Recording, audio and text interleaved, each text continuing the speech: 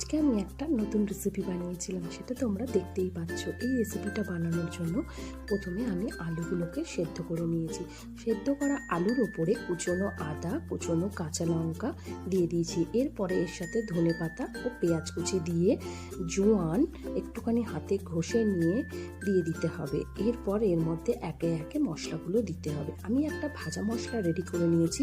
গোটা জিরে, ধনে আর শুকনো লঙ্কাকে শুকনো খোলায় নেড়ে এই মশলাটা বানিয়ে নিয়েছি এবং এরপরে এইটি দিতে হবে। এছাড়া এরপরে আপনারা দিয়ে দেবেন স্বাদ মতো নুন আর চিনি। তার সাথে দিয়ে দেবেন অল্প করে একটু চাট মশলা।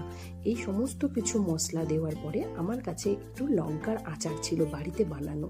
সেই লঙ্কার আচারের পুরটা আমি একটুখানি ভেতর থেকে যে মশলাটা, সেই মশলাটা বার করে দিয়ে দিলাম।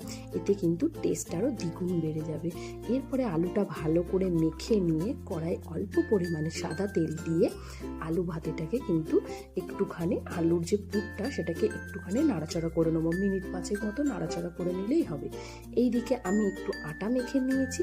আটা মেখে আটাটাকে ভালো করে বেলে মধ্যিখানে আলুর পুরটাকে দিয়ে একটা গোল মতো বানিয়ে নেব এবং তারপরে যেহেতু আলুর পরোটা, এটা কিন্তু বেলতে একটু ধৈর্য লাগে, একটু আলতো হাতে হালকা হালকা করে বেলে নিতে হবে। বেলে নেওয়ার পরে আমি কিন্তু এটা ফ্রাইং প্যানে 2 পিঠ আগে ভালোভাবে সেঁকে নেব।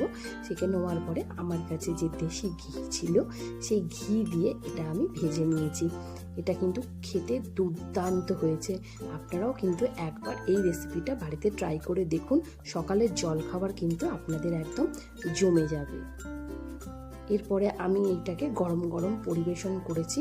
সস আর লঙ্কার যে আমার কাছে